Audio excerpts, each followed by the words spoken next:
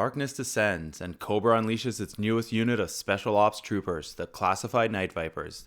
Packed with night vision tech and heavy assault rifles, these snakes unleash a whole new level of terror in this week's G.I. Joe Classified Spotlight. Displays, team build ideas, and a full review await inside. Only at Heroic Nonsense. Let's go.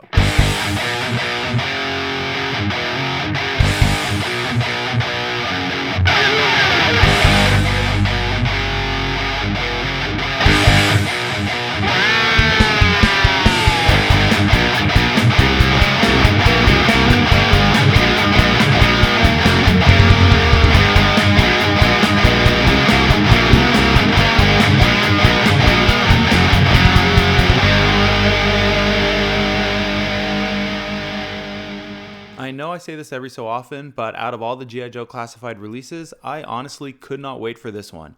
I absolutely love the original Night-Vipers. Something about their MOS, black uniforms with tactical helmets and visors, and overall demeanor place these guys at the top of my list of favorite snakes. As far as Cobra special units go, you couldn't ask for a better team. Soldiers who operate under the cover of darkness, decked out in some of the meanest looking gear out there. As classified figures, they're shaping up to be one of my favorite releases of all time. Not only because of how they look, but because of how well they pair with some of the other Cobra units in our collection. I suspect we'll be getting a lot more versions of these down the road, with the Arctic Drift Viper already having been announced, though I'll tell you which repaint I'm most excited about later in the spotlight. Dig in deep because we're heading in with the Night-Vipers.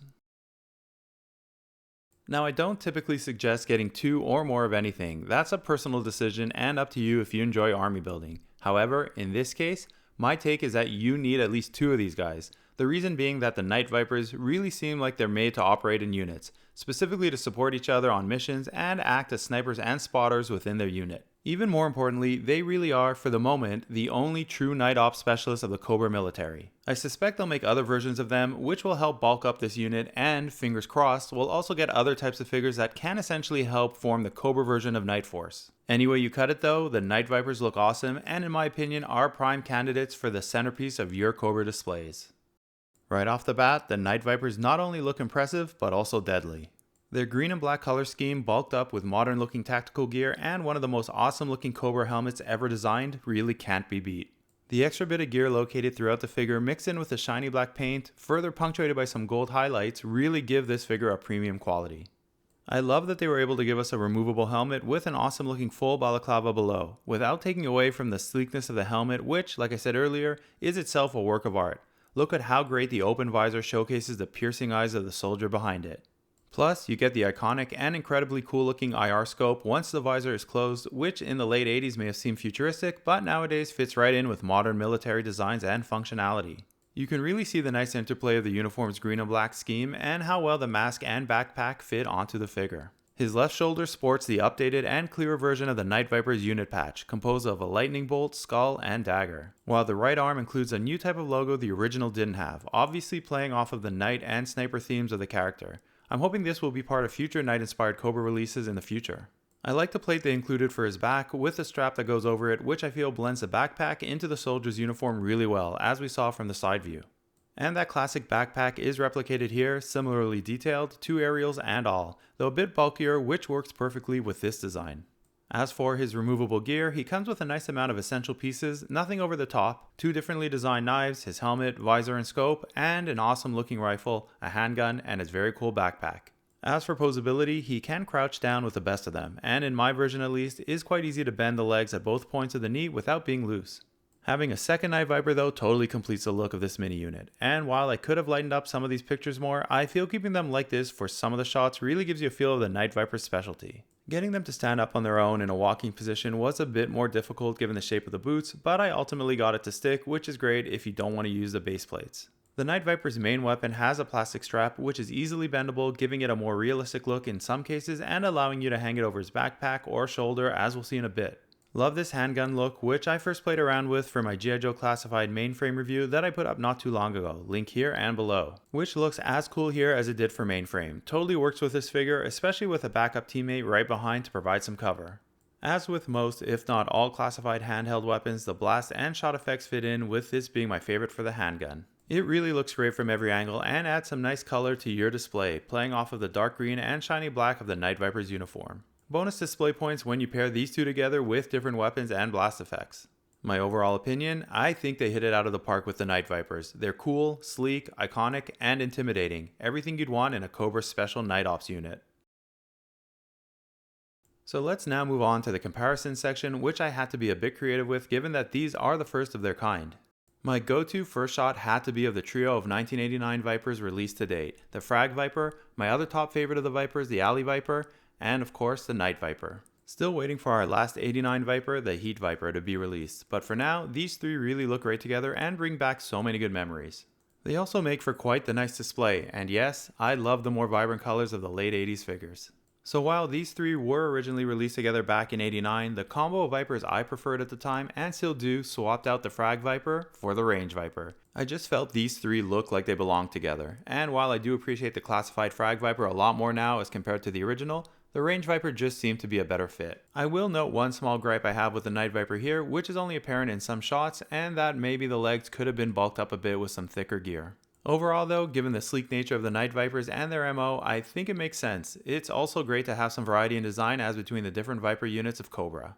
I was going to include the Saw Vipers in this shot, but I feel they will look much better in a shot like this once the other Vipers from 89 and 90 are finally released in classified form. Just wanted to show this version of the setup before we move on, where I've placed the specific Vipers together with each other, which I think actually might even look a bit better as a display. So I was struggling to come up with a build that I felt would work best with the Night Vipers. I think overall the Crimson Guards look good, as do the Twilight Guards, but they're not perfect. I eventually settled on the Ghost Vipers for now, which I'll showcase in the display ideas section, so make sure to check that part out. I do think the Trench Vipers worked pretty good, but again, not perfect, which again brings me to my hope that they'll create some more figures to add to the Cobra Night Ops team in similar colors. Hasbro, I hope you're listening. Aside from troop builders, I thought of adding in Firefly, one of my favorite Cobra characters. And you know what? It actually makes sense from a build and lore perspective. Both incredibly intimidating figures, specializing in subterfuge and night ops, decked out with specialized weapons and gear. What do you guys think? Is this a team that makes sense? Let us know what your team builds for the Night Vipers are in the comments.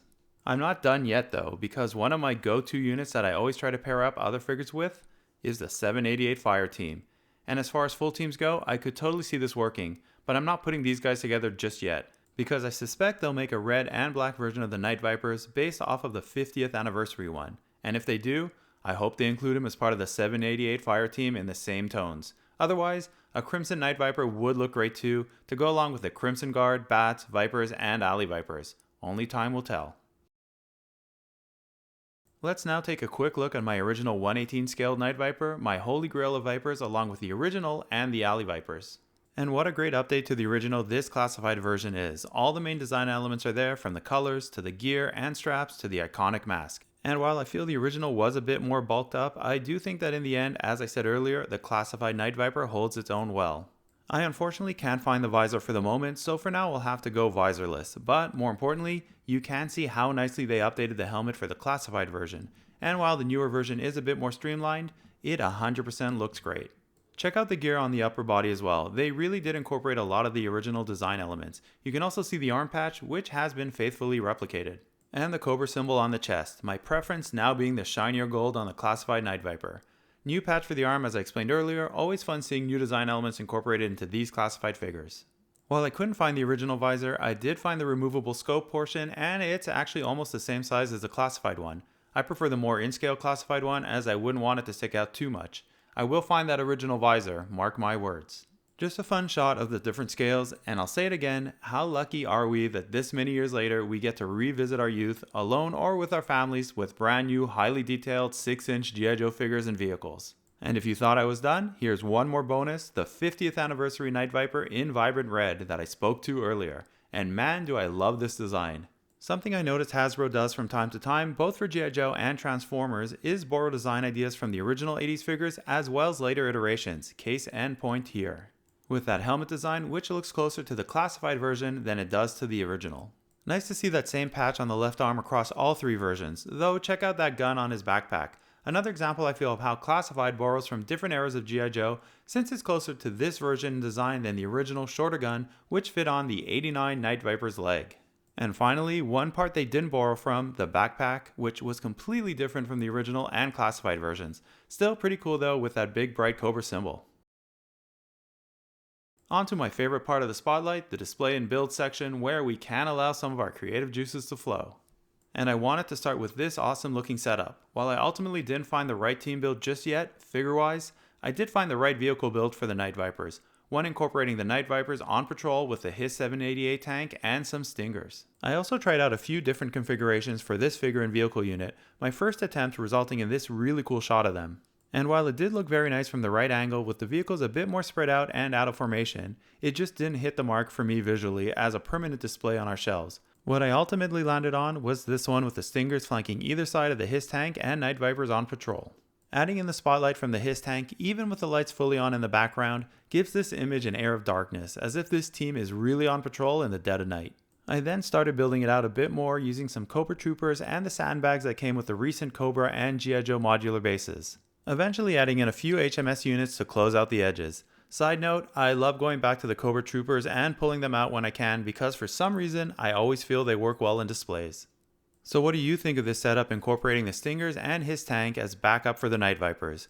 Would you have set it up differently or perhaps used different vehicles? Let the Heroic Nonsense community know below. I love hearing about everyone's collections and ideas, and always nice to get some further inspiration. Before we check out a few other full displays, I wanted to bring the Night-Vipers out again on their own in this pose I showcased earlier. If you don't have room for some of the larger ones, a small setup works just as well, and all it takes are some sandbags or any other accessories you might have lying around. It's easy to expand this as well by simply adding in a larger vehicle in the background like I've done here with the HISS. And I just can't help myself, I had to throw the Stinger back in to give this shot a bit more aggression. And as I suggested earlier, a small quick display with the Ghost Vipers teaming up with the Night-Vipers. Quite a good looking build until we get a full Cobra Night Force team. So while I really like the shot of the Night-Vipers patrolling in this configuration facing forward, another nice display idea if you have a longer shelf in length involves the same setup as I started with but in this configuration. I played around with adding in some of those troopers and sandbags from earlier just to give it a bit more background.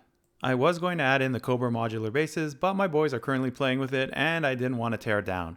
Main point is, the Night-Vipers on patrol with some of the Cobra vehicles is just the way to go. Finally, my last idea, the Night-Vipers hanging out in the field with some of the other Cobra units and troops. I love this one as a mini display, just hanging out against the Stinger shooting the breeze. But I also like to expand on my smaller ideas, in this case imagining this group of snakes at an overgrown base in the jungle somewhere with just enough room for a rattler to land. Perhaps taking some downtime after a particularly hazardous mission.